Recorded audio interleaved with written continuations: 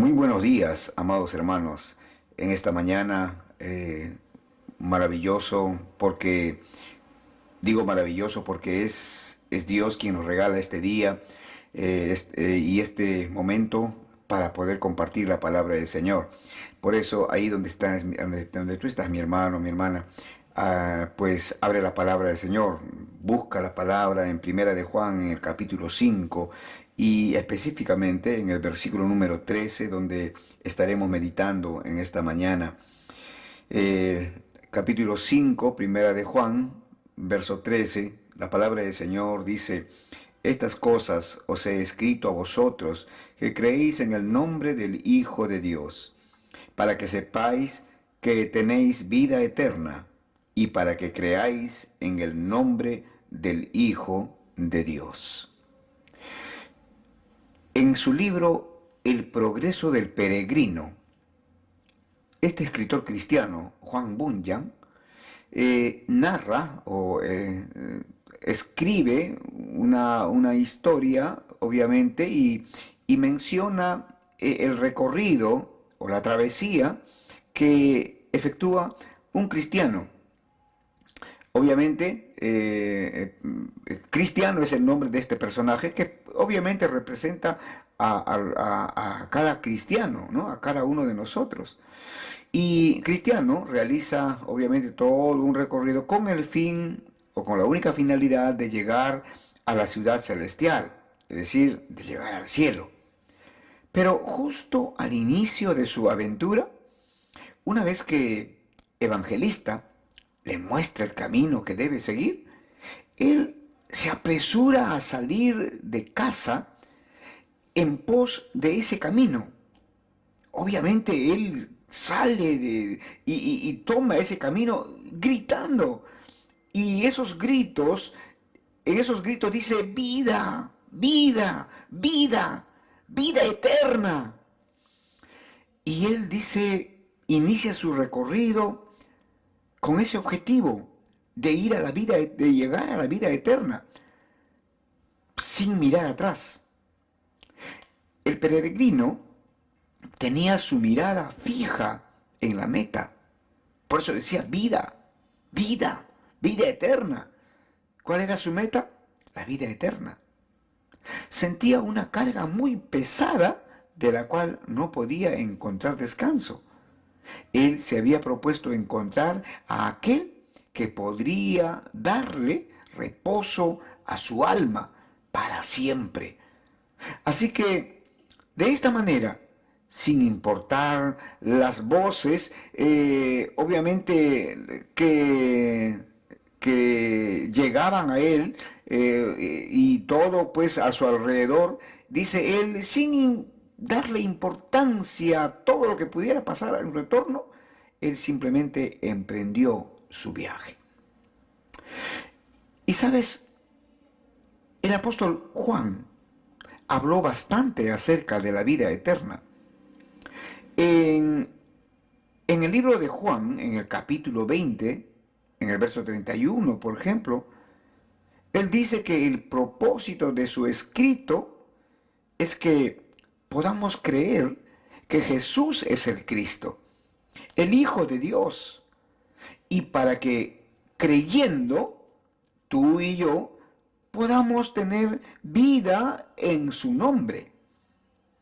Ahora, años después, al escribir Primera de Juan, su tesis es muy similar.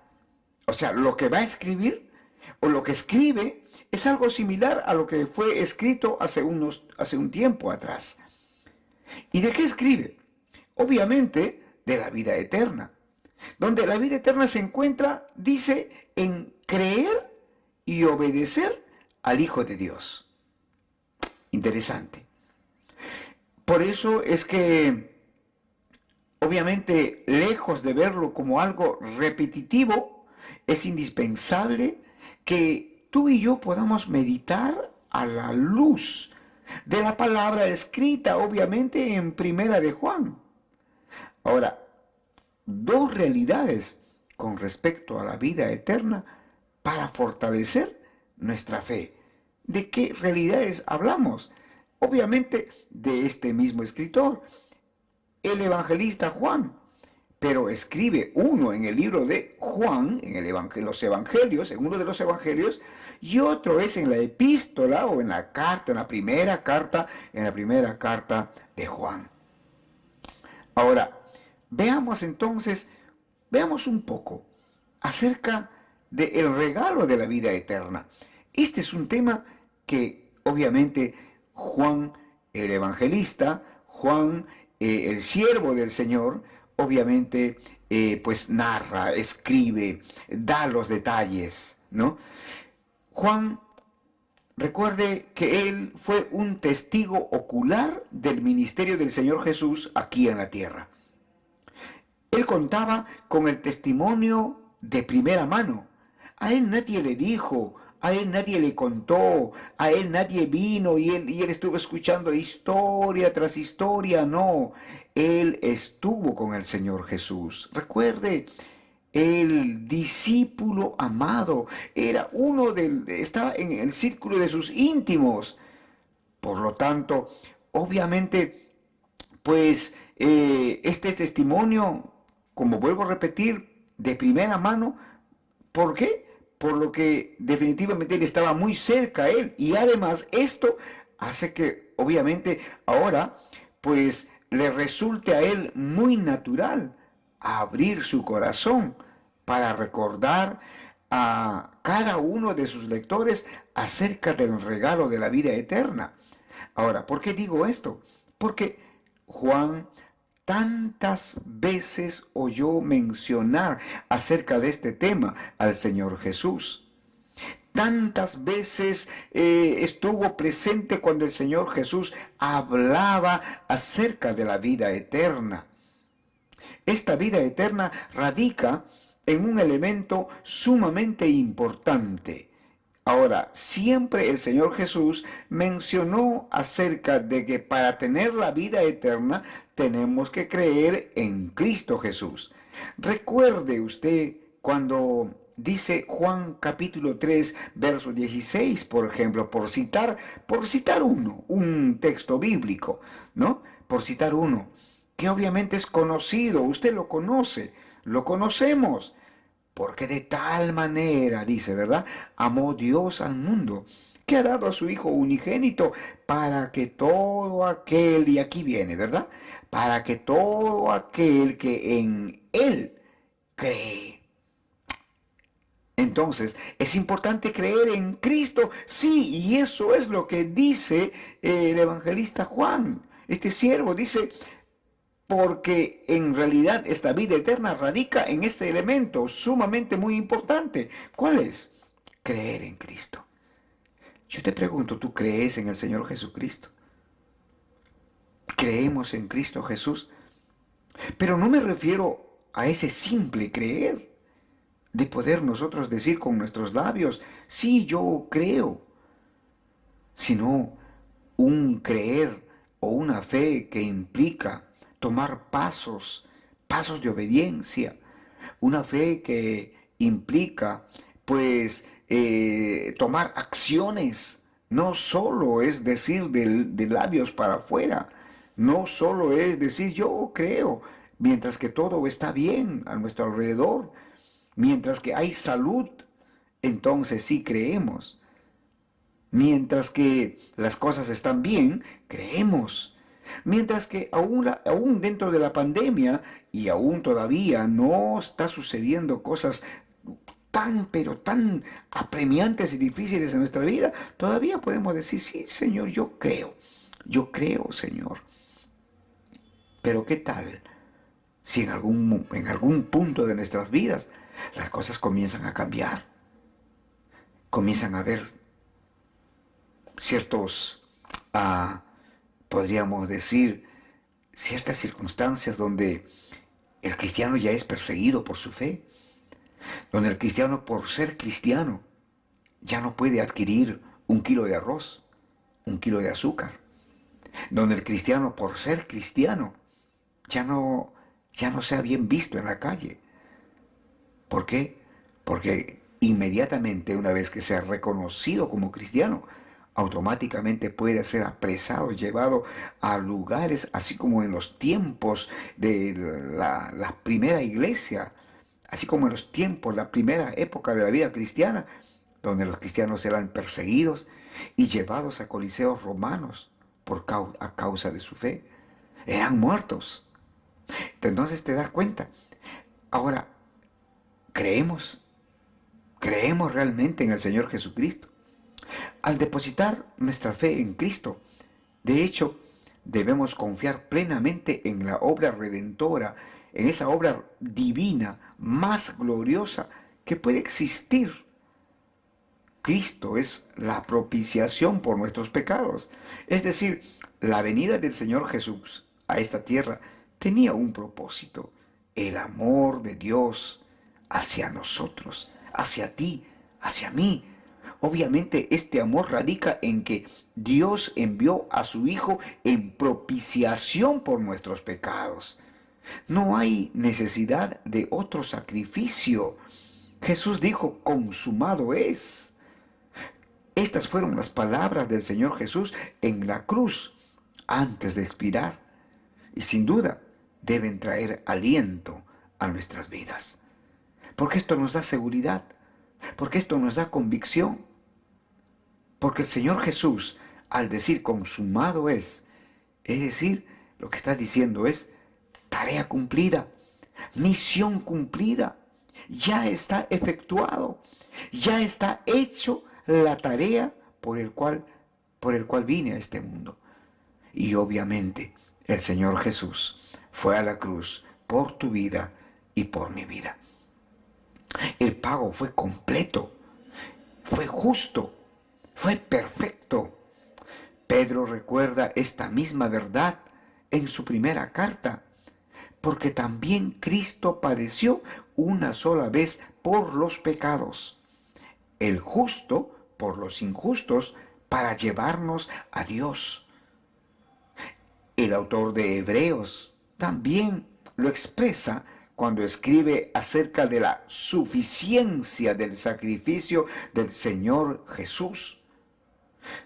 Por la gracia de Dios, como creyente, usted y yo estamos limpios, ya que la sangre de Cristo fue derramada por cada una de nuestras transgresiones. Por la obra de Jesucristo, hoy podemos gozar de su justicia hacia nuestro favor. Él, con su obra maravillosa en la cruz, a nosotros que éramos injustos, nos hizo justos.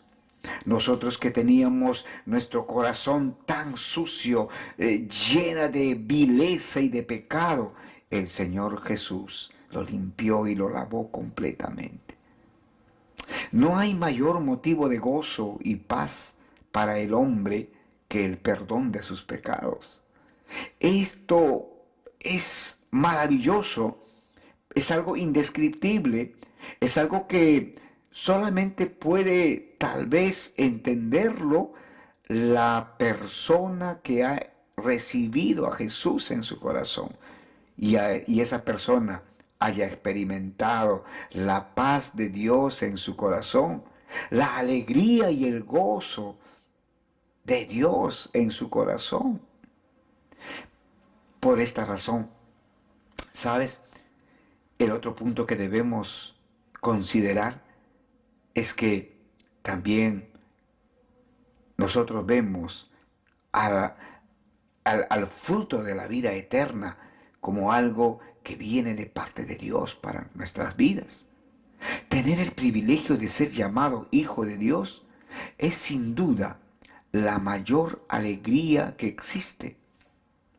Juan nunca deja de recordarnos lo maravilloso que es sentirnos seguros del amor de Dios para con cada uno de nosotros.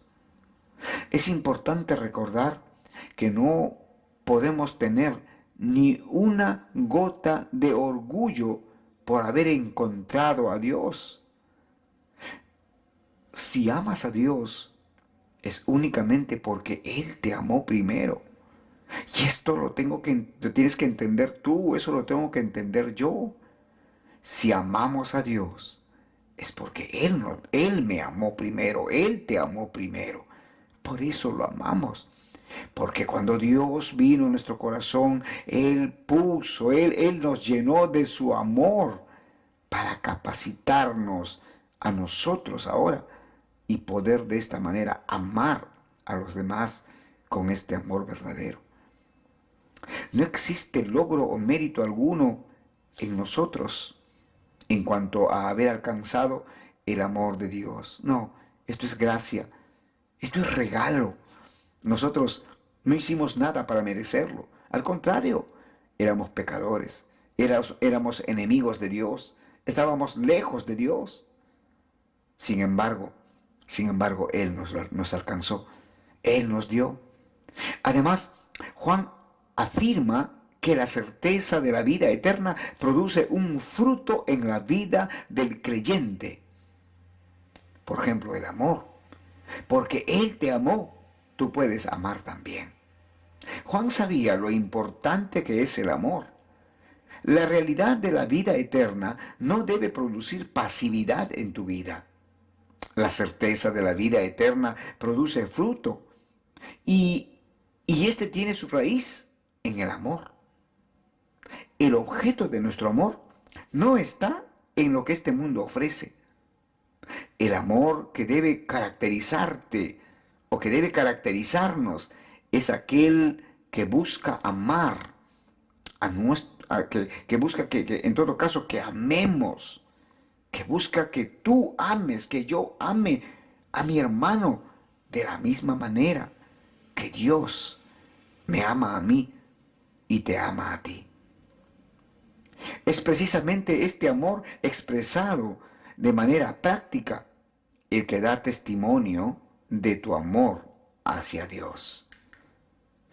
Amor da testimonio, obviamente, de la vida eterna.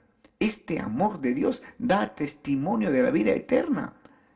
Por esta razón, podemos decir en otras palabras, por ejemplo, si no amo, estoy demostrando que no conozco a Dios. ¿Se da cuenta entonces?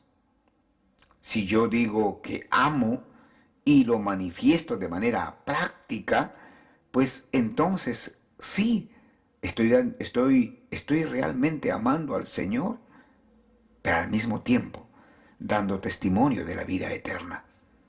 La vida en este mundo siempre traerá pruebas y dificultades a tu camino. Puedes estar seguro de ello.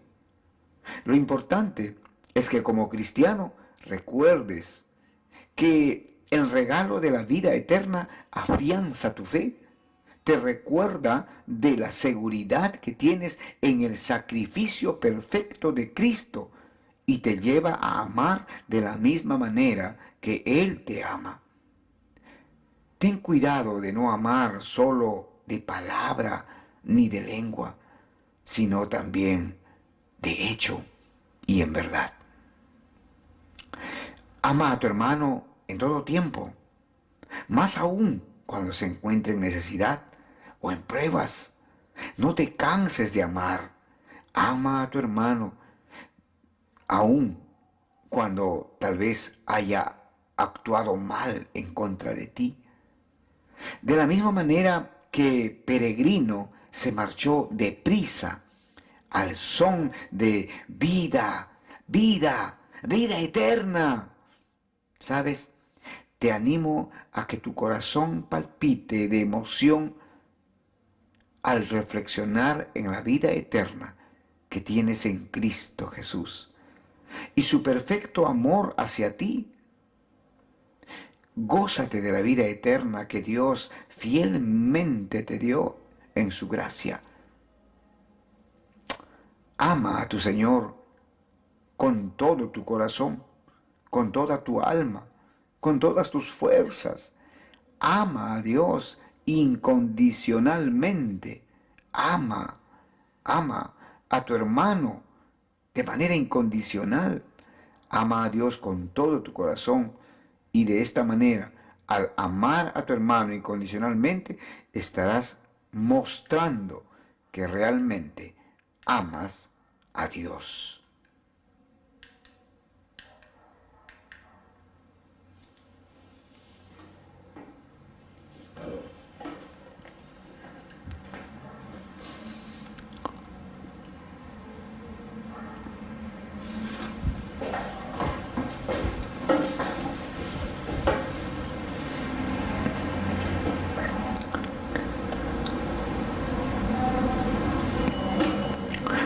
De la misma manera que peregrino se marchó deprisa al son de vida, vida, vida eterna. Te animo a que tu corazón palpite de emoción al reflexionar en la vida eterna que tienes en Cristo Jesús y su perfecto amor hacia ti. Gózate de la vida eterna que Dios fielmente te dio en su gracia. Ama a tu Señor con todo tu corazón, tu alma y tus fuerzas, y ama incondicionalmente a tu hermano. ¿Sabes? Para terminar y tal vez reflexionar en todo lo que hemos podido meditar en esta mañana, pues déjame decirte que la verdad de la palabra de Dios te anime a diario. Gózate en las bendiciones que tienes en Cristo Jesús. Fortalece tu fe, recordando cuánto Él te ama. Sirve y ama a tu hermano de manera incondicional. Meditemos y reflexionemos en estos puntos y pongamos en práctica. Que Dios te bendiga.